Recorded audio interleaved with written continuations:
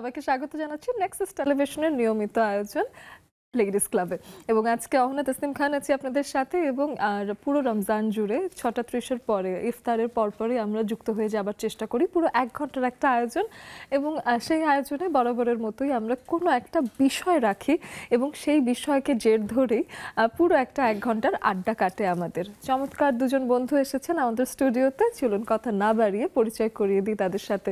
শুরুতেই আমাদের সাথে আছেন নূপুর আলম, তিনি একজন ব্র্যান্ড প্রমোটার। অনেক অনেক স্বাগত জানাই। থ্যাংক ইউ, অসংখ্য ধন্যবাদ এবং আজকে নেক্সাস টেলিভিশনে সবাইকেও অসংখ্য ধন্যবাদ। আমি আছি Nupur Alam, as a brand promoter আমি কাজ করছি সবার মাঝে। সো খুব মজা হবে আজকে, খুব বেশি সুন্দর একটা আড্ডা হবে। তার পাশে আরেক বন্ধু এসেছেন, তার নাম উল্লাস কাকুলি। নামের ভেতরেই উল্লাস আছে, তার মানে ভীষণ একটা জমজমাট একটা আড্ডা হবে, উল্লাসিত আড্ডা হবে। ব্র্যান্ড প্রমোটার এবং উদ্যোক্তা, অনেক অনেক স্বাগত জানাই লেডিস ক্লাবে। থ্যাংক ইউ সো মাচ আপনাকেও এবং হচ্ছে লেডিস ক্লাবের এখানে সবাইকেই, কারণ এখানে এত সুন্দর একটা আয়োজন আমাকে নিয়ে আসছে। আর আমি উল্লাস কাকুলি আছি হচ্ছে ব্র্যান্ড প্রমোটার এবং হচ্ছে একজন উদ্যোক্তা হিসেবে। তো এই আর কি, বেশ চমৎকার। আপনাদের সম্পর্কেই আজকে শুনবো, আপনারাই আজকে আমাদের আড্ডার মধ্যমণি এবং সাথে আমাদের বন্ধুরা তো আসবেনই। আপনারা এখনো ভাবছেন যে অহনা কেন বিষয়টা বলে দিচ্ছে না, বিষয় তো বলে দিতে হবে। তো আজকের বিষয়টার যদি প্রসঙ্গ আনি তাহলে তার আগে বলতে হবে যে আমাদের আশেপাশে অনেক রকম ঘটনা ঘটে, আমরা পুরোপুরি ভেরিফাই না করেই সেই ব্যাপারটা নিয়ে কথা বলা শুরু করি, প্রচারণাও শুরু করি, খোঁজ নেওয়া হয় না। তো সেই ক্ষেত্রে খোঁজ নিয়ে একটা ব্যাপারকে স্প্রেড করা, সেটাই আসলে বেশি বুদ্ধিমানের কাজ। তো সেক্ষেত্রে যে কোনো ধরনের ঘটনায় খোঁজ নিয়ে নিচ্ছেন কিনা সেটা প্রয়োজন, তেমনি প্রিয়জন আপনার খোঁজ নিচ্ছে কিনা, প্রিয়জনের আপনি খোঁজ নিচ্ছেন কিনা, সব রকম বিষয়ে কথা হবে আজকের আড্ডার বিষয়। খোঁজ নিচ্ছেন তো? এই বিষয়ে কথা বলতে দুজন এসেছেন। নূপুর আলম, তার কাছ থেকেই শুরু করি যে ব্র্যান্ড প্রমোটার এটা বেশ রিসেন্টলি হয়েছে, যে বেশ পপুলার একটা অ্যাজ এ জব মানুষ এখন নিচ্ছে। ব্র্যান্ড প্রমোটার একদম শুরুতে যখন ছিল এটাকে পেশা হিসেবে নেওয়া যাবে তখন হয়তো অনেকে কল্পনাও করতে পারছিলেন না, তবে এটা এখন অনেক নারীর, অনেক পুরুষের একমাত্র পেশা। তো সেই জায়গাটায় আসার কথা বা ভাবনাটা কবে থেকে শুরু, কিভাবে আসা? আসলে আমার প্রথম কথাই থাকবে হচ্ছে এখন কিন্তু ঘরে ঘরে ব্র্যান্ড প্রমোটার। হ্যাঁ, ঘরে ঘরে ব্র্যান্ড প্রমোটার, বাট এক সময় কিন্তু সেটার চল ছিল না। জাস্ট গুটি কয়েকজন মিলে এই ব্র্যান্ড প্রমোটিং আসলে এই পেশাটাকে, এই সেক্টরটাকে একটা পেশা হিসাবে তৈরি করেছে এবং অ্যাজ দিন তারপর যে ঘরে ঘরে ব্র্যান্ড প্রমোটার, সেটা হচ্ছে সবাই ইন্সপায়ার হয়ে আসলে এই পেশাটাতে নেমেছে। তাদেরকে বেশ সাহস নিয়েও করতে হয়েছে, কারণ খুব কটূক্তিও ছিল। কারণ ওই সময় তাদেরকে অনেক কিছু সহ্য করতে হতো, অনেক নেগেটিভিটির সম্মুখীন হতে হতো। সেগুলো তারা পার করে, সেগুলো তারাকে স্টেবল করে, মানে ব্যালেন্স করে যে তারা এত সুন্দর একটা সেক্টর তৈরি করেছে। এবং আমি কিন্তু ফুললি এই পেশাটাকে আসলে নিয়েছি অ্যাজ আ ইন্সপিরেশন হিসেবে। কারণ আমি যখন তাদেরকে দেখতাম যে তারা এভাবে কাজ করছে, তখন আমি চিন্তা করতাম ওয়াই নট মি, তারা যদি পারে আমি কেন পারবো না। এবং সবচেয়ে বেশি আমাকে এই বিষয়টাতে সাপোর্ট করতে হচ্ছে আমার হাজব্যান্ড। যে হ্যাঁ, আমাকে সে বাসা থেকে বলতো যে ওরা যখন করছে তুমিও করো, হ্যাঁ, আর কিছু না করো, এই যে তুমি বাসায় রান্না বান্না করছো বা তুমি বাচ্চাদেরকে নিয়ে বাইরে ঘুরতে যাচ্ছ, শপিং করছো, কোনো একটা জায়গায় বেড়াতে যাচ্ছ, এটাই তুমি ভিডিও করে ছাড়ো। হ্যাঁ, তো তখন আমি অনেক আগে থেকেই আসলে সে আমাকে ইন্সপায়ার করতো, বাট আমি আসলে সেভাবে নিজেকে মেন্টালি প্রিপেয়ার করতে পারিনি। কারণ আমি কিন্তু দেখতাম যে আরও যারা ফেমাস ব্র্যান্ড প্রমোটার ব্লগাররা আছেন, তখন ছিলেন, এখনো আছেন, তারা কিন্তু অনেক নেগেটিভিটির সম্মুখীন হয়েছে, অনেক ট্রলড হয়েছে, অনেক নেগেটিভ কমেন্ট পাচ্ছে।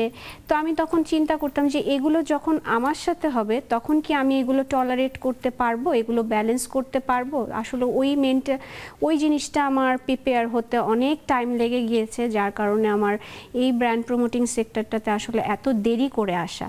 না হলে আমি যার সাথেই মিশি, যার সাথেই কথা বলি, সে বলে যে you are capable about this. হ্যাঁ, তো কেন শুরু করো না, বা আরো জোরে শুরু করো না? ক্যাপেবল না হলে তো শুরু করার পরেই আসলে নিজেকে একটা ব্র্যান্ড প্রমোটার পরিচয়ও দেওয়া যায় না। তো of course you have proved your point. And আরো শুনবো অবশ্যই, একটু উল্লাস কাকুলির কাছে আসি এবং তার কাছে শুনি এই ব্র্যান্ড প্রমোটিং এর যাত্রা কবে থেকে শুরু। আচ্ছা, আমার হচ্ছে ফার্স্টে যেটা শুরু হয়েছিল আমার বিজনেস দিয়ে। হ্যাঁ, ক্লোথিং একটা বিজনেস আছে, অনলাইনে পেজ খুলছি। কি নাম? তো সেটাও আসলে আহিল মিন শপ। আচ্ছা, হ্যাঁ, সেটাও শখের বশে করা। এখনো হচ্ছে আমি মানে পেজটার পাশাপাশি আমার মনে হয়েছে যে আমি একটু ব্র্যান্ড প্রমোশনের দিকে যাই, কারণ এটা আমার আগে থেকে ইচ্ছা ছিল, বাট সাহসে মানে হবে কি হবে না, আমার দ্বারা হবে কি হবে না, এরকম একটা কনফিউশন নিজের ছিল। পেজ দিয়ে কি শুরু করলেন? হ্যাঁ, মানে পেজ থেকে আর কি, যে যখন লাইভ করতেছি আমি তো পারতেছি, আজ আশেপাশে সবাই করছে, একটু ট্রাই করি। দেন হচ্ছে কিছু পেজ থেকে মানে আমি যখন আমার নিজের পেজে আমি একবার বললাম যে আমি হচ্ছে চাই যে কারোর পেজে কাজ করতে, বা কারোর যদি কখনো কোনো করতে হয়, প্রমোশন করতে হয়, আমি করে দিব। দেন হচ্ছে দেখলাম যে ভালো একটা রেসপন্স আসলো। দেন কয়েকটা পেজে কাজ করার পরে এখন দেখি যে আসলে আমি চাচ্ছিলাম যে আমার বিজনেসের পাশাপাশি আমি আমার হচ্ছে ব্র্যান্ড প্রমোশনের কাজটা করতে, কিন্তু এখন না আমার এটাই হচ্ছে আমার মানে হয়ে গেছে, আর আমার পেজটা এখন হচ্ছে মানে পিছিয়ে যাচ্ছে আর কি, আমি টাইম দিতে পারছি না পেজে। আর বিশেষ করে এখন তো ঈদের টাইমে হচ্ছে আমার এদিকে ড্রেসও হচ্ছে আমি মানে ঈদের জন্যই করছি, মানে কালেক্ট করছি। আর আবার দেখা যাচ্ছে যে এদিকে তো প্রমোশন, তো মানে ঈদের টাইমে তো প্রমোশনের কাজগুলো তো আপনার প্রচুর থাকে, তো দুই দিকটা ঈদের টাইমে আসলে সামলানো খুব কষ্ট হয়ে যাচ্ছে, বাট ভালো লাগে করতে। সেটাই, কারণ আমার সবার এত ভালোবাসা পাওয়া যায় এই জিনিসটাতে, আসলে লোভে পড়ে যায় যে না করা উচিত। সত্যি, এবং প্রত্যেকটা কাজ তখনই টায়ারিং হয়ে যায় যখন আপনি কাজটাকে ভালোবাসেন না। তো যখন ভালোবাসা যুক্ত হয়ে থাকে তখন কাজে যেতেও আনন্দ লাগে, ইভেন ক্লান্তি হয় যখন, ক্লান্তিও ঝেড়ে ফেলে আবার কাজে যাওয়া যায়, তাই না? ক্লান্তিটাও মানে তখন দিন শেষে- সুখের, দিন শেষে ক্লান্তিটাও তখন অনেক খুশির ক্লান্তি দিন আসে। শেষে এটাই ভালো লাগে আর কি, যে আসলে সারাদিন কাজ করলাম, যেখানে যাচ্ছি সেখানে সবাই প্রচুর সম্মান করছে, ভালোবাসতেছে আর কি, এটাই আর কি খুব ভালো লাগে। বাহ, চমৎকার। তাহলে আজকের এই সুন্দর একটা জার্নি তাদের শুনবো আমরা পুরো আয়োজন জুড়ে, এবং সাথে খোঁজ নেওয়ার বিষয়টাকে কিভাবে কানেক্ট করব সেটার জন্য কিন্তু আপনাদেরকে থাকতে হবে সাথে। আপনারাও এসে আমাদের খোঁজ খবর নিন, নিজেদের খোঁজ খবর দিন। আমাদের স্ক্রিনে দেওয়া আছে জুমের আইডি এবং পাসওয়ার্ড, যেটা ফলো করে আপনারা এসে আমাদের সাথে আড্ডা দিতেই পারেন, এবং খুব জলদি সবাইকে যুক্ত হয়ে যাওয়ার আহ্বান করেই দিচ্ছি। নূপুর, আপনার কাছে এসে যদি এখন শুনি যে কোনো কমপ্লিকেশন কি ছিল, আশেপাশের মানুষের কোনো বিদ্রূপ কটূক্তি বা যেই নেগেটিভ কমেন্টের ভয় পাচ্ছিলেন সেটা কি আপনার সাথে হয়েছে কাজ করার পরে? নেগেটিভ কমেন্ট আসলে কখনোই আসে নাই সেই রকম একটা, মানে যেটাকে বলে হচ্ছে সিরিয়াস কোনো নেগেটিভ কমেন্ট, সেরকম আমার আসলে আজ পর্যন্ত আলহামদুলিল্লাহ কোনো সম্মুখীন হতে হয়নি।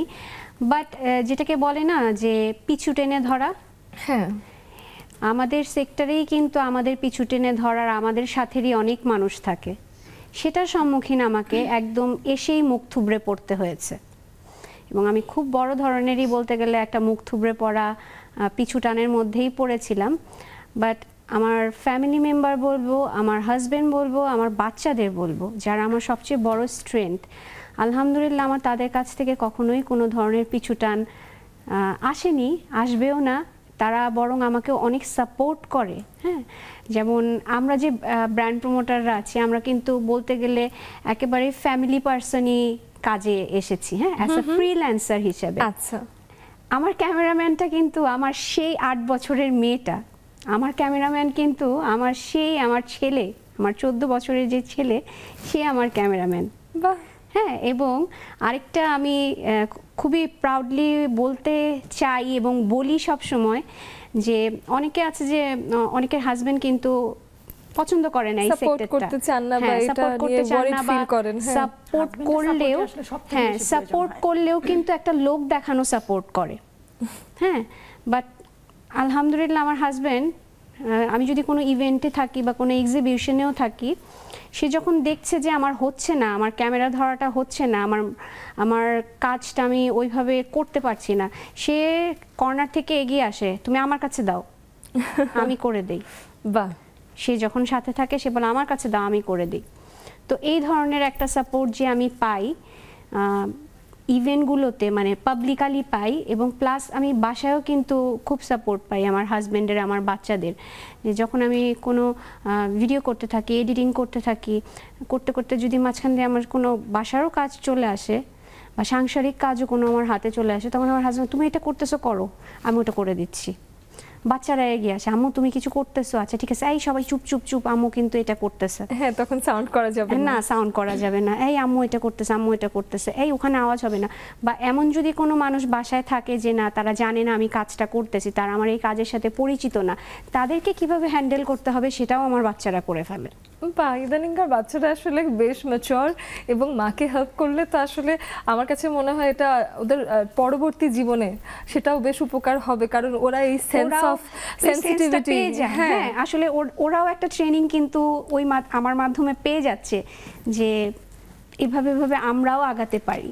হ্যাঁ, they are becoming sensitive person, they are becoming helpful person. তো এটা আসলে খুব দরকার বাচ্চাদের, কিন্তু ছোটবেলা থেকে নানান কাজে কর্মে ওরা যখন ইনভলভড হয় ওরা কিন্তু মেন্টালিও ডেভেলপড হয়। তো এটা একেবারে আপনার কাছেও আপনার যাত্রা শুনবো, তবে বিরতির সময়ও তো হয়ে গেছে। আপনারাও যারা আমাদেরকে টেলিভিশনে দেখছেন, ফেসবুকে দেখছেন অথবা দেখছেন ইউটিউবে, তারা কিন্তু জুমের আড্ডায় চলেই আসতে পারেন। আমরা ভীষণ জমিয়ে আড্ডা দেবো, এটাই আসলে প্রত্যাশা, পুরো 1 ঘন্টার আড্ডা। ছোট্ট একটা বিরতি নিয়ে নিচ্ছি, ফিরে আসছি কিছুক্ষণের মধ্যেই।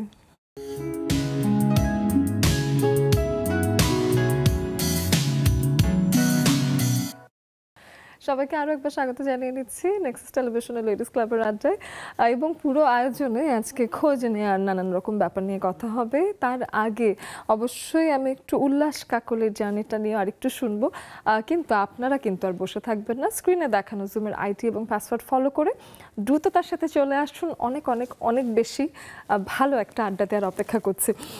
উল্লাস কাকলি, তার কাছে যদি একটু আসি, একটু জানতে চাই প্রতিবন্ধকতা ছিল কোনো বিদ্রুপ, কোনো মন্তব্য, কটাক্ষ, কিছু একটা?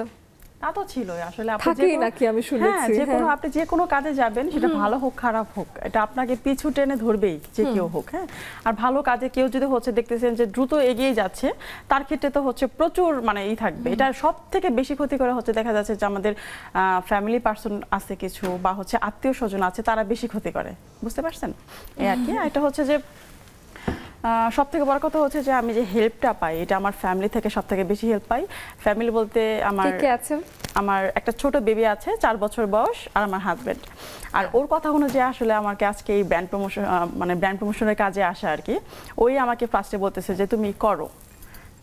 তা ওর কথা মতো আর কি করতেছি, যে এত হেল্প করে যে বাসায় ধরেন যে আপুর যেমন বেবিগুলো একটু বড়, ওরা তো বুঝে যে আম্মু কাজ করতেছে, তোরা সাউন্ড করিস না কিছু। আমার বেবিটা তো একদম ছোট, তো দেখা যাচ্ছে একটু সাউন্ড করলে ওর পাপা যদি বাসায় থাকে, ও এসে বলে যে এদিকে আসো। ওরা দরজা বন্ধ করে ওইদিকে লাফালাফি করতেছে, আমি এদিকে কোনো ভয়েস ওভার দিচ্ছি, আমি কাজ শেষ করতেছি, ওরা এই পর্যন্ত ওকে সামলাচ্ছে। খাবার দাবার থেকে শুরু করে সবকিছুই দেখা যাচ্ছে যে ও হ্যান্ডেলিং করতেছে। তারপরেও আমার শ্বশুর শাশুড়ি আছে, আমার আব্বু আম্মু, বাসা পাশাপাশি তো সবাই হেল্প করে আর কি। এটা খুব চমৎকার হয়েছে, এবং পরিবারের সাপোর্ট পেলে পুরো পৃথিবী গোল্লায় যায়। কেমন আসলে ওই যে বাহিরের মানুষ কি বললো, একটা কমেন্টসে কি আসলো, ওইটা আমার আসে যায় না। বরঞ্চ এখন আমার যখন দেখতেছি যে কি বলবো, আসলে বলে না যে অনেকে বলে না যে উদ্যোক্তা হইছো বা পেজ চালাচ্ছ, ভাইরাল হচ্ছ না কেন, তোমার পেজে এত বেশি সেল নেয় কেন? তখন আমি উত্তর দিয়ে দিই যে আমি তো আসলে বুড়া বয়স্ক হাজবেন্ড বিয়ে করিনি। সত্যি কথা। তারপর আবার যদি বলে ব্র্যান্ড প্রমোশন করতেছো, তাহলে অনেকে তো দেখা যাচ্ছে যে একটা লাইভ করে 50,000 টাকা নিয়ে নিচ্ছে, তুমি এত কমে কাজ করতেছো কেন? তখন আবার আমি বলি যে আমি তো ফুল বডিতে করতে পারতেছি না, আসলে আমাদের সার্জারি করতে পারতেছি না। ব্র্যান্ড প্রমোটিং সেক্টরটাতে আসলে সবার একটা এই মিসকনসেপশন আছে যে প্রচুর আয় এখানে। হ্যাঁ, একটা ব্র্যান্ড প্রমোটার মানে সে একটা লাইভ করে 50,000, 1 লাখ, 60,000, 70,000 এরকম টাকা রেমুনেশন নিয়ে নেয়। না, আমার কাছে মনে হচ্ছে লজিক্যালও তো না, তাই না? লজিক্যাল না, কিন্তু আসলে পরিশ্রমটা দেখতেছে না যে একটা লাইভে যে পরিশ্রম করতেছে, বা আমাদের যে কি পরিমাণ একটা আমরা যে ইনকাম করতেছি, এটা আসলে কেউ বুঝতেছে না। এখন যারা একজন ক্ষুদ্র উদ্যোক্তা আছেন, তিনি কিভাবে 50,000 টাকা অ্যাফোর্ড করবেন? তিনি 20,000 টাকা লাইভের জন্য কিভাবে অ্যাফোর্ড করবেন? উনি হয়তো 20,000 টাকারই প্রোডাক্ট তুলেছেন, এমনও মানুষ আছেন যার প্রমোশন প্রয়োজন হয়। তো সেই ক্ষেত্রে নানান সেক্টর অনুযায়ী নানানভাবে বিবেচনা করে ব্র্যান্ড প্রমোটাররা যদি সেই অনুযায়ী কাজ না করেন, তাহলে আসলে এই কমিউনিটিটাই তো তৈরি হবে না। আসলে আপু, প্রবলেমটা দুদিক থেকে আমি বলি যে আমার ব্র্যান্ড প্রমোটারের প্রবলেম তো আছে, উদ্যোক্তাদের একটা প্রবলেম আছে। যেমন ধরেন যে একটা পেজে যদি দেখে যে আমি একটা ব্র্যান্ড প্রমোটার, তো আমার পেজে যদি দেখে যে একটু ফলোয়ার কম, ঠিক আছে, তারপরে আবার যারা অনেক আগে থেকে আমাদের যে সিনিয়র আপুরা আছে, যাদের ফলোয়ার অনেক বেশি, তারাও কাজ করছে, আমিও কাজ করছি, তো আলহামদুলিল্লাহ আমার কাজ ভালো দেখে কিন্তু আমি সাড়া পাচ্ছি। কিন্তু অনেকে এসে কি বলে জানেন, যে আমি একটা পারিশ্রমিক চাচ্ছি, আমি সম্মানে চাচ্ছি, এত চাচ্ছ কেন, আর একটু বাড়লে তো হচ্ছে ওকেই নিতে পারি, তোমাকে দিব কেন? তখন আমি বলি কি, তারপরে আবার আরেক জায়গায় যেতে বললে যে ওখানে আসো আমার প্রমোশনের কাজটা করে দিয়ে যাও, অনেক সেলিব্রিটি আসবে, তুমি হচ্ছে ভাইরাল হয়ে যাবা। তখন আচ্ছা পারিশ্রমিক কেমন? তোমাকে পারিশ্রমিক 2000 টাকা দিব বা 3000 টাকা দিব। ভাই এত কমে এত দূরে আমি কিভাবে যাবো, আমার তো যাতায়াতের খরচ আছে। কি করবো বলো, সব হচ্ছে সেলিব্রিটিটাই তো নিয়ে চলে যায়। এই জায়গাতে আমি একটু ওর সাথে যুক্ত হতে চাই এই ব্যাপারটা নিয়ে। অনেক ক্ষেত্রে সে তো একটা তাও অ্যামাউন্ট বলল, অনেক ক্ষেত্রে এমনও কিছু প্রপোজাল আমাদের কাছে আসে যেটাকে বলে তারা হচ্ছে নাম দিয়েছে নন পেইড। নন পেইড, ওকে, নন পেইড এক্সপোজার হবে। হ্যাঁ, নন পেইড প্রমোশন। আপনার হলো পাবলিসিটি হবে, আপনার পাবলিসিটি হবে। তোমার ফলোয়ার কয়জন যে তুমি হচ্ছে এইভাবে চাচ্ছ, বা আমাদের কাজ করে দাও, আমাদের তো পেজে প্রচুর ফলোয়ার, তুমি বেড়ে যাবা, উঠে যাবা, তোমার একটা প্রমোশন হবে। কিন্তু এই দিক থেকে মাঝখান থেকে ভিতর দিয়ে এসে করে কি, আমরা কিন্তু যারা সিরিয়াসলি এই ব্র্যান্ড প্রমোটিং সেক্টরটাতে কাজ করতে নেমেছি, আমাদের মাঝখান দিয়ে কিন্তু অনেকেই আছে দেখা দেখি, কেউ আছে অনুসরণ প্রিয় আর কেউ আছে অনুকরণ প্রিয়। যারা অনুকরণ প্রিয় কিছু লোকজন এসে জাস্ট তাদের নিজের খুশির জন্য তারা ব্র্যান্ড প্রমোটার হয়ে যায়। তো ওরা মাঝখান দিয়ে এসে বলে কি যে ফ্রি করে দিব, নন পেইড কাজ করে দিব, এই কথাটা বলে যারা আসলে অরিজিনাল কাজগুলি করছে তাদের কাজের জায়গাটা নষ্ট করে দিয়ে যায়।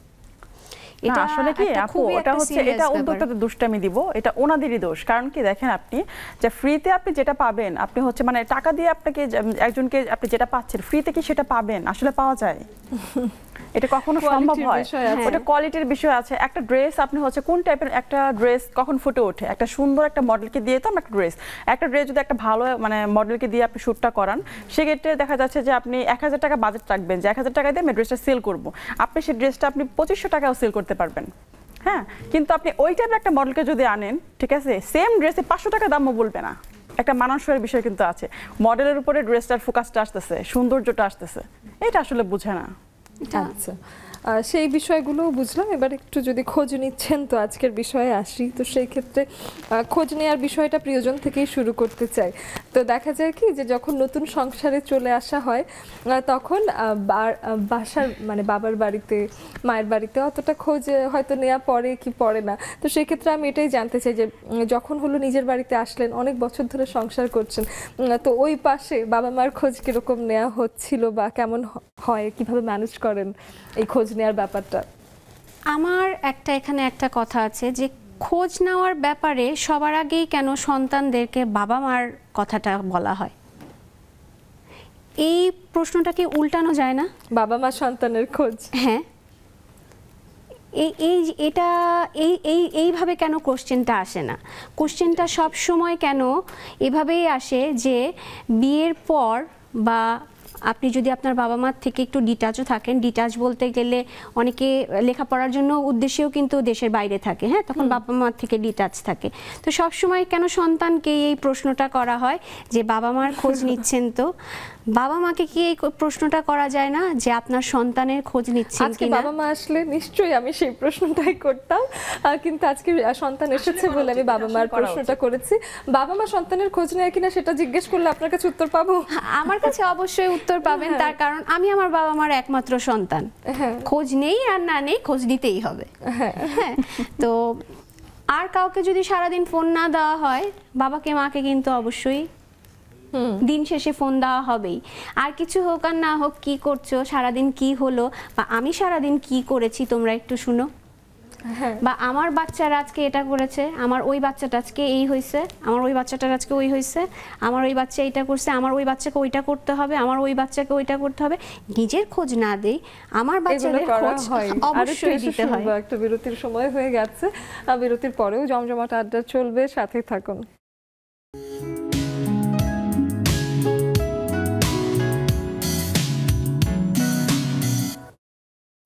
ছোট্ট একটা বিরতির পর আবারও ফিরে আসলাম এবং নেক্সাস টেলিভিশনের লেডিস ক্লাব চলছে। আপনারাও চলে আসবেন, আমাদের স্ক্রিনে দেওয়া আছে জুমের আইডি এবং পাসওয়ার্ড, যেটা ফলো করে আপনারা এসে আমাদের সাথেও আড্ডা দিতে পারেন। একদমই সরাসরি সম্প্রচারিত হচ্ছে আয়োজন, তাই আড্ডাটাও হবে একদমই লাইভ।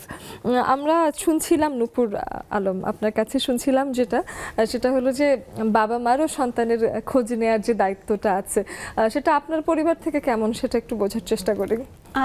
আমার পরিবার থেকে বলবো এটা ফুললি একদম মাইনাস পয়েন্টেই বলতে গেলে চলে। আমি জানি তারা এখন আমার প্রোগ্রাম দেখছে এবং আমি চাই তারা এটা শুনুক। আমার বাবা মা লাইফে অনেক নিশ্চিন্তে থাকে আমাকে নিয়ে। হ্যাঁ, কারণ তারা জানে আমি খুব ভালো আছি, আমি খুব ভালো থাকি, আমি নিজেকে ভালো রাখতে অনেক পছন্দ করি। আমি যেই পরিস্থিতিতেই থাকি না কেন আমি অনেক পজিটিভলি আমি আমার জীবনযাপন করি এবং আমার বাবা মা জানে যে আমি খুব ইন্ডিপেন্ডেন্টলি সব কিছু হ্যান্ডেল করতে পারি এবং তারা এই বিষয়ে মানে তারা নিজেদের মন থেকে একদম স্যাটিসফাইড যে আমার মেয়ে চলে যাবে, এগিয়ে যাবে, সব কিছু থেকে সে একদম খাপ খাইয়ে মানিয়ে নিতে পারবে। তারা এই ব্যাপারে নিশ্চিত এবং এই দিক থেকে আসলে আমি ইমোশনালি অনেক স্যাটিসফাইড ফিল করি যে তারা আসলে আমাকে নিয়ে এই জিনিসটা চিন্তা করে। নিশ্চিন্ত বাবা মা চাই এটা যে সন্তান ভালো থাকুক। আরেকটা প্রশ্ন এটার সাথেই যুক্ত করে দিই, সেটা হলো যদি আপনার বাবা মার জায়গায় আপনি থাকতেন কোন কাজটা আপনি ডিফারেন্টলি করতেন?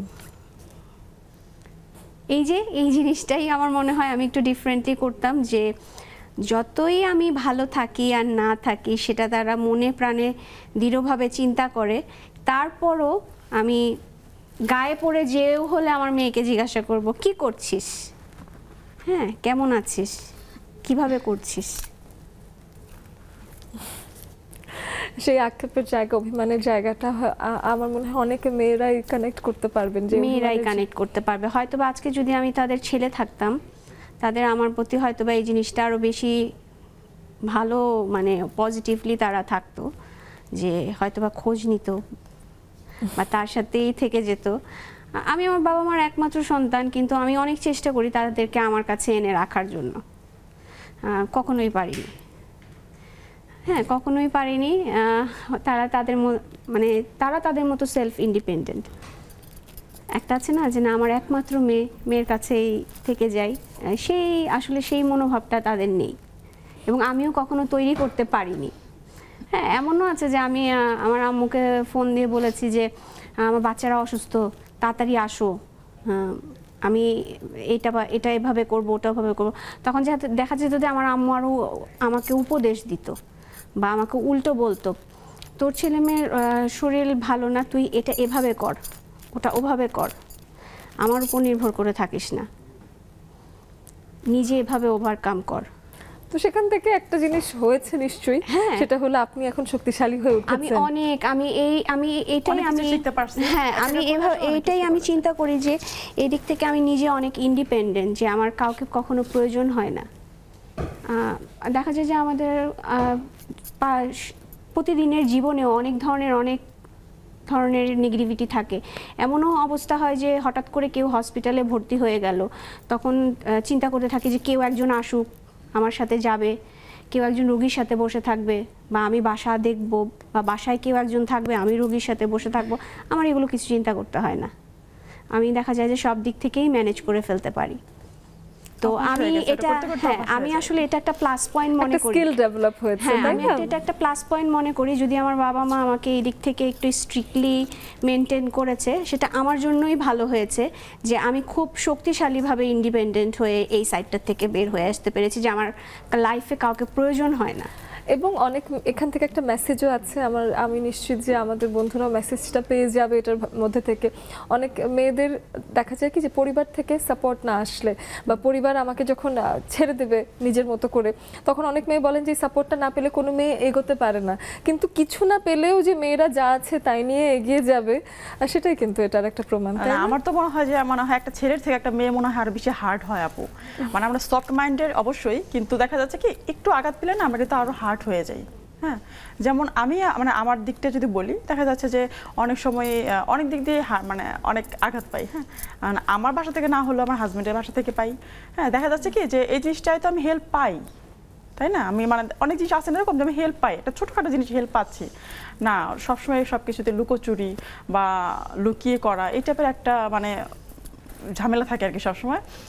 তারপরে হচ্ছে আমি ওই ওজি থেকে এগিয়ে চলি আর কি, এড়িয়ে যাই সবকিছু। কষ্টকে এখন আর কষ্ট মনে হয় না, আগে মনে হয়েছে। আগে না কথা কথা কান্না করতাম। তারপরে আমার একটা সব থেকে বদ অভ্যাস যেটা ছিল, আমি একা কোথাও যেতাম না, একা কোথাও গেলে ভয় লাগে। তারপরে হচ্ছে রাস্তা গুলিয়ে ফেলি। হ্যাঁ, তো আমার হাজবেন্ড এটা শিখাইছে। আমি হচ্ছে ওকে ফোন দিয়ে যদি বলি এখন যে আমাকে ওখানে নিয়ে যাও, তুমি একা একা যাও, আমি ফোন দিয়ে তোমাকে বলে দিচ্ছি যে তুমি চলো, তুমি ফ্রি আছো না? না, আমি ফ্রি নেই। আসলেও ফ্রি আছে, আমাকে একা ওখানে আমাকে দিবে, মানে ওখানে পাঠাবে যেন আমি রাস্তাটা চিনি, এমন ভাবে আমাকে হেল্প করে। হ্যাঁ, মানে আমার বাবা মা আমাকে যেভাবে মনে হয় গড়ে তুলতে পারে না, ও আমাকে মানে গড়ে তুলছে ওইভাবে। বাহ, চমৎকার। ওর ফ্যামিলি থেকেও যদি কখনো কোনো আঘাত পাই, তো আমাকে বলে কি বাদ দাও, ওটা আমি তো এর থেকে বেশি পাই, আমার খারাপ না লাগবে তোমার কেন লাগবে, আমি তো আছি। একেবারে। এবং নারীদের নিজস্ব জায়গা থেকে ডিপেন্ডেন্সি না রেখে তারপরও কিভাবে চলতে হবে সেটা শিখেই নিতে হবে। হাজবেন্ড কেন এটা শেখাচ্ছেন? কারণ হাজবেন্ড কিন্তু বললে সাপোর্ট করেই দেবেন, কিন্তু কোনো একদিন যদি হাজবেন্ড না পারেন, সেদিন কি আপনি সেদিনকার জন্য অচল হয়ে যাবেন? সেটাও তো একজন ভালো হাজবেন্ড হিসেবে সেটা মেনে নেওয়া যায় না। তো সেই ক্ষেত্রে তারা আমার মনে হয় ঠিক দিকেই আপনাদেরকে ডিল করছেন। এবং আমাদের বন্ধুরা যারা জুমের আড্ডায় আছেন, ইতোমধ্যে বেশ কিছু মানুষ যুক্ত হওয়ার চেষ্টাও করছেন আমার বিশ্বাস। স্ক্রিনে দেখানো জুমের আইডি এবং পাসওয়ার্ড ফলো করে আপনারা এসে যাবেন, আড্ডা দেবেন। এবং একটু খোঁজ নেওয়ার, যদি সঠিক একটা জায়গায় যাই, ইদানিং ভেরিফিকেশন না করে একটা কথা উনি এভাবে বললেন, অমনি দিলাম ফেসবুকে এসে শেয়ার দিয়ে, তো কোনো খোঁজ খবর করছি না, যা ইচ্ছে তাই শেয়ার করে দিচ্ছি। পরে দেখা যাচ্ছে এভাবে মানুষ মারা যাচ্ছে, অথচ না উনি ওনার ফ্ল্যাটে ঘুমোচ্ছেন, এমন ঘটনাও আছে। তো এই ভেরিফিকেশন ছাড়া, খোঁজ না নিয়ে তথ্য শেয়ার করার বিষয়টা নিয়ে আপনার কাছে কিছু শুনি। এক কথায় ভাইরাল হওয়া, নিজেকে ভাইরাল করা, ভাইরাল একটা টপিক পিক করা। সবাই চিন্তা করে যে এটা এখন ট্রেন্ডিং একটা টপিক, সেটা টপিকের পিছনে কি আছে সেটা আমার দেখার বিষয় না। বাট এটা যদি আমি এখন পোস্ট না করি, আমি যদি এটা শেয়ার না দেই, তাহলে আমার আর জাত থাকবে না, আমি ওদের কমিউনিটির ভিতরে থাকবো না, কমিউনিটির থেকে ছিটকে পড়ে যাব। ট্রেন্ডিং টপিকে কথা বলছি না আমি। হ্যাঁ, এবং আমি ট্রেন্ডে থাকবো না, আমাকে কেউ মেনে নিবে না, এই টাইপের একটা আসলে মানুষের মধ্যে মন মানসিকতা কাজ করে।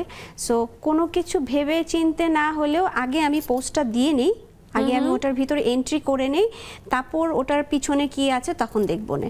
তারপর যখন দেখে যে না, ওটার পিছনে আসলে ব্যাপারটা অন্যরকমই বিষয়বস্তু, তখন আবার নিজের ওই ভুলটাকে এস্টাবলিশ করার জন্য তারা আবার উঠে পড়ে লেগে যায় যে না না না, আমি তো ঠিকই ছিলাম, আমি তো ওই চিন্তা করে এভাবে করে পোস্টটা আসলে ওই মিন করে দেই নেই, বা এই মিন করে শেয়ার করি নেই। এটা আসলে শুরু হয়েছে কখন থেকে? যখন দেখছে যে ফেসবুকে ইনকাম, মানে ফেসবুক থেকে একটা ইনকাম আসতে, মানে আসা শুরু করছে মানুষের, সবাই হচ্ছে যে নেগেটিভ, এই টাইপের জিনিস। হ্যাঁ, নেগেটিভলি যেটাকে বলে, নেগেটিভলি সবাই ট্রেন্ডিং এ থাকতে চায়, ওই জিনিসটাই আসলে সবাই ফলো করে, আমি যেটা মনে করি।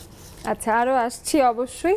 আমরা একটু জুমেও যদি চলে আসি, নাহিদা নীলি আপু আছেন, হাসিনা আপু আছেন, রেবেকা আপু আছেন, মাঝে তিনজনকেই অনেকদিন দেখিনি, তাই আজকে একটু বেশি করে আড্ডা দেওয়ার চেষ্টাও করতে পারি, যদিও শেষ দিকে এসেছেন, আমি জানি না কতটুকু পারবো। নাহিদা নীলি আপু, আপনার কাছে এসে জানতে চাই যে কার খোঁজ নেওয়াটা মনে পড়ে, কিংবা কে খোঁজ নিলে সব থেকে বেশি ভালো লাগে? আসসালামু আলাইকুম, শুভ সন্ধ্যা।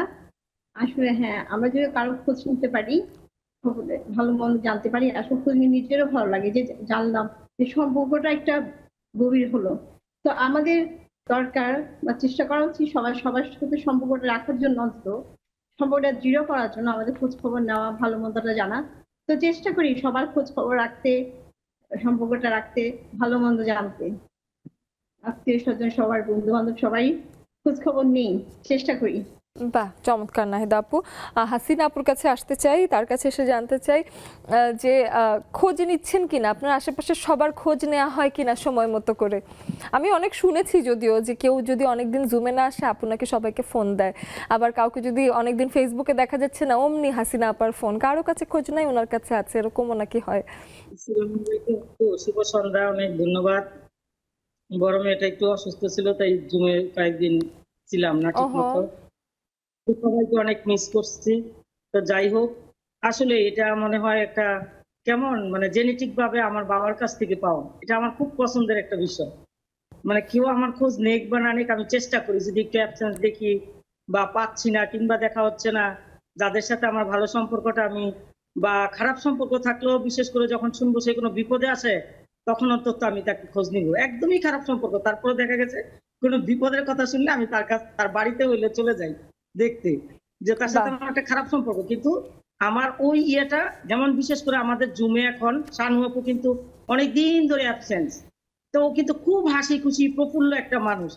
হঠাৎ আমি কিরে 4-5 দিন নাই, পরে হচ্ছে মেসেজ করলাম, দেওয়ার পরে আপু অসুস্থ ছিল, বেশ অসুস্থ, তো এখন একটু সুস্থ হয়েছে। পরে মেয়ে আমার সাথে মেসেজে কথা বলে আমি বুঝতে পারছি যে ওই নাম্বারটা থেকেই হচ্ছে যোগাযোগ করছে ও মেয়ে। পরে আবার আরো 2-1 দিন কথা হয়েছে, একটু ভালো হয়েছে, কিন্তু খুব একটা বেশি ভালো না, বুঝতে আপুর শরীর পেরেছি। খারাপই। আসলে এটা খুব আমাদের দোয়া প্রত্যেকেরই করছি করা অতি দ্রুত উচিত। তিনি সুস্থ হয়ে উঠুন, এবং আপনার বড় মেয়ের শরীরটা খারাপ ছিল, সেও যাতে তাড়াতাড়ি সুস্থ হয়ে যায়। একটা বিরতির সময় আবারও হয়ে গেছে, ফিরে এসে আড্ডা হবে, সাথে থাকুন।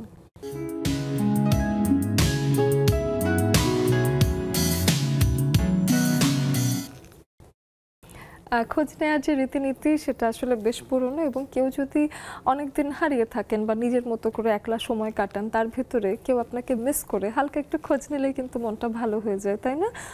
তো সেই খোঁজ নেওয়াটা তো আছেই, সাথে চারপাশের খোঁজ খবর, পারিপার্শ্বিক খোঁজ খবর, কারেন্ট অ্যাফেয়ার্স নিয়ে খানিকটা ধারণা, এগুলোও তো স্মার্টনেসের অংশ। এখন জীবনটা আসলে বেশ কম্পিটিটিভ, এবং আমাদেরকেও একটুখানি জেনে শুনে, একটু ভেরিফাই করে খোঁজ না নিলেই নয়।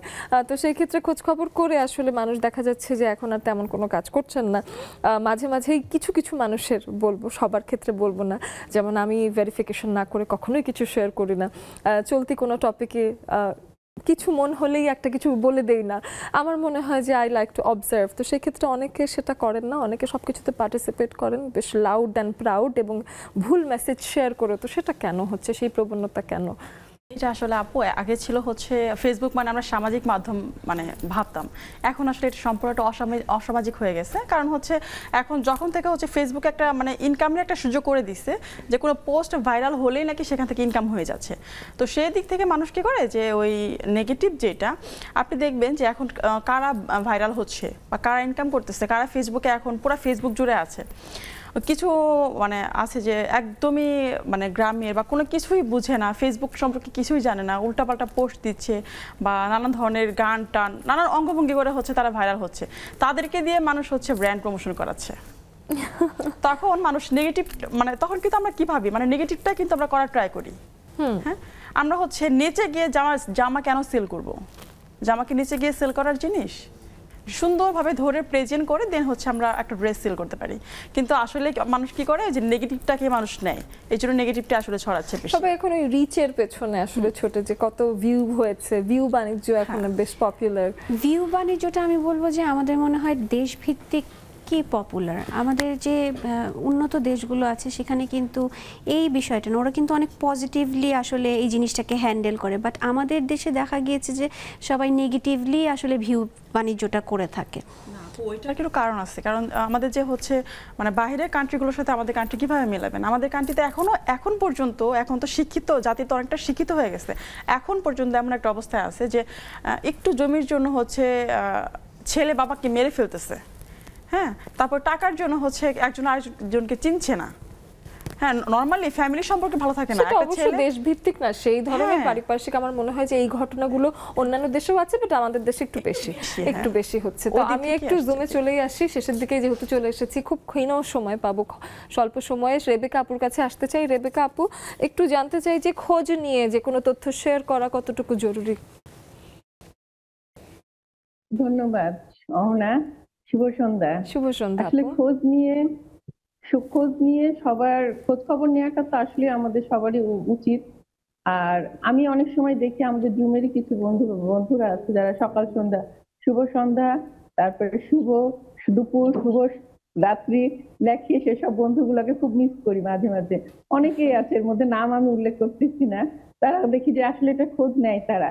আমাদেরও উচিত, আমিও নেই সবার খোঁজ। আমি সবচেয়ে বেশি খোঁজ দিই কারো জানো, যখন কারোর সাথে একটু মনোমালিন্য হয়, যখন মনে হয় যে সে একটা বিপদে পড়েছে, আমি চেষ্টা করি তার পাশে দিয়ে দাঁড়ানো, এবং সামনাসামনি না, সাইড দিয়ে করি, এটা জানতে দেই না। তো খোঁজ খবর নেওয়া সবারই দরকার।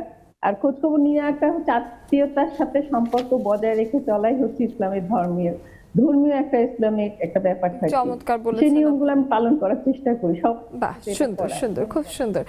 রুমা আপুর কাছে আসি। রুমা আপু, আপনার কাছে এসে জানতে চাই যে কোনো মুহূর্তে আপনি যদি কোনোভাবে একটু আনঅ্যাভেলেবল থাকেন, তো সেই ক্ষেত্রে সব থেকে বেশি খোঁজ আপনার কে নেয়? আসসালামু আলাইকুম, শুভ সন্ধ্যা। আমার বোন, আমার মা বাবা, আমার মেজো বোন আছে, ও দিনের মধ্যে অনেকবার ফোন দেয়। মানে একটু যদি কথা না বলে, একদিন রাত 12টা বাজলেও যদি আমি না দিই, ও রাত 12টা হলেও মানে ফোন দিবে যে আজকে তো তোমার সাথে কথা হইলো না। ও এতে থাকে, গাইবান্ধা পলাশবাড়িতে থাকে। ও আমার প্রচুর খোঁজ নেয়, আমার ছোট বোন। আসলে চমৎকার। সবাই সবার খোঁজ নেওয়া উচিত, কারণ আত্মীয়তার সম্পর্ক, একজন আমাকে কে ফোন দিল আমি তার খোঁজ নিব, আর যে দিল না এরকম না। আমার ইচ্ছা, আমার নিজের থেকে আগে উদ্যোগ নিতে হবে যে আমি আগে খোঁজ নিব তার। সবারই মানে সবাই যদি করে থাকে, ও আমার সাথে কথা বললো না আমি কেন বলবো, এরকম করা যাবে না। একজন বলতেছে না তুমি ফোন দাও, তুমি খোঁজ নাও। আমি আমি এটাতে বিশ্বাসী যে আমাকে দিচ্ছে না আমি দিব না তা না, আমি আগে ফোন দিই যে না আমাকে সে কল করছে কিনা বা কথা বলতেছে কিনা। সেটাই। এটাই অনেক আমাদের ধন্যবাদ সবার করা রুমা উচিত। আপু। মমি সুফিয়ান আপুর কাছে আসি। মমি সুফিয়ান আপু, খোঁজ নিচ্ছেন তো, আজকের বিষয়ে আপনার কাছে কিছু শুনি। ধন্যবাদ আপু, আজকের বিষয়টা অনেক সুন্দর। আসলে আমাদের প্রত্যেকেরই উচিত খোঁজ খবর নেওয়া। আমিও মানে সবসময় নেওয়ার চেষ্টা করি, বিশেষ করে কাজের মধ্যে যখন থাকি নিতে পারি না। তারপরে যে রেবেকা আপু যে বললো যে শুভ সন্ধ্যা, শুভ সকাল, শুভ বিকেল, এগুলো আমিও করি এবং নেক্সাস বন্ধুদেরকে সবসময় খোঁজ খবর নেই। আর বিশেষ করে বাবা মার খোঁজ খবর তো নিতেই হবে, একটা সন্তান যেহেতু। সবসময় রাত হলেও আমি আমার আব্বার খোঁজটা অবশ্যই নেই আপু। আর নেক্সাস বন্ধুরা তো সবসময় আমাদের সাথেই আছে, একদিন না দেখলেই তো অনেক খারাপ লাগে। মোটামুটি খোঁজ খবরের উপরেই থাকে। এই তো বাহ, আপু, চমৎকার এভাবেই চলে। চমৎকার। একেবারে বছরের 365 দিন আমরা যে কানেক্টেড থাকি লেডিস ক্লাবের মাধ্যমে, কোনো না কোনো ভাবে খোঁজ এসেই যায়। এটা আমাকে চমৎকারভাবে আপ্লুত করে। It's a wonderful gift that we have. মিষ্টি আপুর কাছে আসি। মিষ্টি আপু, আপনার কাছে এসে খোঁজ নিচ্ছেন তো, এই বিষয়ে কিছু শুনি। আসসালামু আলাইকুম, শুভ সন্ধ্যা। তো খোঁজ নিচ্ছেন, খুবই চমৎকার একটি টপিকস, এবং আমার কাছে মনে হয়েছে যে বিশেষ করে রমজান মাস আমাদের যে আশেপাশে যারা গরিব মানুষগুলো আছে, আমার কিন্তু তার কথা প্রথমে মনে পড়েছিল এই খুব টপিকটা সুন্দর। দেখে, যে আমরা কি তাদের খোঁজ খবর নিচ্ছি, তারা কেমন আছে, ইফতার ঠিক মতো করছে কিনা, কিংবা সামনে যে ঈদ, এটা আমার মাথায় এসেছিল প্রথমে। আর শুভ সন্ধ্যা শুভ সকাল যেটা বললো, আমার তো মনে হয় 365 দিন আমার নেক্সাস বন্ধুরাই ভালো বলতে পারবে যে আমি কানেক্ট থাকি কিনা। এবং আমার সকলেই, আমি জানি যে আমি দিন প্রতিদিন হিসেবে সবার কাছে উপস্থাপিত। তো ধন্যবাদ সবাইকে। ধন্যবাদ মিষ্টি আমার আপু, মনে হয় মিষ্টি সবাই করে বুঝে গিয়েছে। বললেন এবং খুব গুরুত্বপূর্ণ একটা বিষয়। আমরা এই পবিত্র রমজান মাসে নিজেরা নানানভাবে ইফতার করছি, সেহরি করছি, এবং চমৎকার একটা মাস আমরা ঈদের দিকে নিয়ে যাই, এমন একটা মাস আমরা পালিত করছি। তো সেই সময়টাতে আমাদের আশেপাশে অনেক মানুষ আছেন, এমন কোনো প্রতিবেশীও থাকতে পারেন যারা কিনা স্বল্প খাবারে বা একেবারে না খেয়ে সেহরি বা ইফতারও করতে পারছেন না, এমনও কিছু মানুষ থাকতে পারে। তাদের খোঁজ নেওয়াটাও ভীষণ ভীষণ ভীষণ জরুরি। খুব টাচও করলো বিষয়টা, যদিও শেষের দিকে অবশ্যই বলতাম। ফারহানা নার্গিস আপু, তার কাছে এসে একটু শুনি আজকের বিষয়। আসসালামু আলাইকুম ওয়া রাহমাতুল্লাহি ওয়া বারাকাতুহু। একদম লাস্ট পর্যায়ে এসে একটু একটু শুনলাম। তারপরে যাই হোক, খোঁজ খবর তো রাখতে হয়, নিজের জন্যই রাখতে হয়, ভালো থাকবার জন্যই রাখতে হয়, জীবনকে চালাবার জন্যই রাখতে হয়। তারপরে এর মাঝখানেও এখন বড় হয়ে যাচ্ছি। আগে একটু বাচ্চা বাচ্চা ছিলাম, নাকা নাকা ভাবছিল, মানে একটু কথাবার্তাও এলোমেলো বলি। তারপরেও হচ্ছে দিন দিন মানুষকে তো শিখায় অনেক কিছু। শিখতে শিখতেই আজকে মানে এই বলবো আমার 1 বছর যাত্রা নেক্সাসেও, যদি বলি আমি এখানে 1 বছরের নেক্সাসে আমি আমার জীবন থেকে অনেক কিছু জানছি, অনেক কিছু শিখছি। যেই 48টা বছর আমাকে শিখাতে পারে নাই, এই একটা বছর আমাকে অনেক কিছু শিখাই দিচ্ছে। বাহ। এই রমজান মাসের ইয়েতেই বলবো যে, কিন্তু আপু আমার একটা অবজেকশন আছে, সেটা হলো এই বাচ্চা বাচ্চা ভাব ছেড়ে দেওয়া যাবে না। এই দোয়া রাখলো আমার সবাইকে শুভকামনা। তো এই বাচ্চা বাচ্চা ভাব আপনি অবশ্যই ছেড়ে দেবেন না। এই বাচ্চা মোটা আমরা পছন্দ করি, আমাদের কাছে এসে বাচ্চা হবেন, কোনো অসুবিধা নেই। আমরা আপনার বাচ্চা মোটাকে এনজয় করি, সেটাও জানিয়ে দিলাম। একদমই শেষ পর্যায়ে যেহেতু চলে এসেছি, একদম শেষ বার্তা সবার উদ্দেশ্যে যদি কিছু বলতে চান, তো সেক্ষেত্রে নূপুর আলমকে দিয়ে শুরু করি সবার উদ্দেশ্যে। আমরা সবাই একটা যান্ত্রিক জীবনের মধ্যে ব্যস্ত হয়ে গিয়েছি। আর এই যান্ত্রিক জীবনে নিজেদের জীবন চলার পথে সবাই নিজেদেরকে নিয়েই ব্যস্ত থাকি। তো আমি বলবো যে এটার মাঝেও যদি সময় খুঁজে বের করে আপনজনদের, প্রিয়জনদের একটু খোঁজ নেওয়া যায় কাজের ফাঁকে ফাঁকে, তাহলে কিন্তু তারাও খুশি হয়। এবং খোঁজ নেওয়ার ক্ষেত্রে আমি বলবো সবচেয়ে বেশি আগে মনে করতে হবে ওই মানুষগুলোর কথা যারা আমাদের থেকে অনেক নিচের দিকে আছে, নিচের খারাপ দিকে অবস্থানে তাকিয়ে আছে। থাকে, হ্যাঁ, তাদের খোঁজ নেওয়াটাই আসলে আমাদের বেশি প্রয়োজন পড়ে, বিশেষ জি। করে আত্মীয় স্বজন, বন্ধু অনেক অনেক বান্ধবগুলোর ধন্যবাদ, মধ্যে। অনেক ধন্যবাদ। আমরা উল্লাস কাকলি আপনার কাছে আসি, একদম শেষের দিকে ছোট করে বলবো। আচ্ছা, আর আমি বলতে চাচ্ছি যে এখন হচ্ছে আমাদের যে ফ্যামিলি মেম্বার আছে বা আত্মীয় স্বজন আছে, সবসময় মানে খোঁজ নেওয়ার বিষয়টার ক্ষেত্রে দেখা যাচ্ছে যে যাদের হচ্ছে আর্থসামাজিক দিক দিয়ে একটু কম থাকে তাদের খোঁজ নেই না। যাদের বলে না তেল আলা মাথায় তেল দেওয়া, আসলে এইটা ছেড়ে আমরা যদি সবসময় যে ট্রাই করি যে একটু যার প্রয়োজন যার প্রয়োজন তাকে সাহায্য করা, একটু সমানভাবে থাকা, তাহলে কিন্তু এটা বেটার হয়। আর হচ্ছে সম্পর্কটার ক্ষেত্রে যেটা হচ্ছে দেখা যাচ্ছে যে আপনি আর আমি হচ্ছে সমান সমান একটা সম্পর্কে আছে, সেক্ষেত্রে দুজনকে সমান নজরে দেখা, এটাই আর কি। চমৎকার, দুজনেই হ্যাঁ। চমৎকার সময় দিলেন আমাদেরকে, অনেক অনেক ধন্যবাদ। ঠিক আছে, থ্যাংক ইউ। বন্ধুরা, আমাদের লেডিস ক্লাবে আজকের বিষয় ছিল খোঁজ নিচ্ছেন তো, এবং চমৎকার করে আমাদের কিন্তু খুব সুন্দর করে মিষ্টি আপু একটা পয়েন্ট রেজ করলেন, যেটা নিয়ে আমরা কথাও বলতে চেয়েছি। পবিত্র রমজান মাসে আশেপাশের সকলের খোঁজ নেবেন, নিজের আত্মীয় স্বজন এবং নিজের পাড়া প্রতিবেশী, এবং সাথে নানান রকম দরিদ্র মানুষ আছেন যারা কিনা এই সময়টাতে খোঁজ খবর দিতেও পারছেন না। আপনাদেরই উচিত তাদের কাছে গিয়ে তারা ইফতার করছেন কিনা, খাবার দাবার পৌঁছে দেওয়া বা ঈদের বাজেটটা করে দেওয়ার চেষ্টা করা, এরকম চেষ্টা করে খোঁজ নিয়ে এই সুন্দর সময়টা সবাই একসাথে কাটাতে পারি, সেই প্রত্যাশা আজকের মতো এখানে বিদায় নিচ্ছি।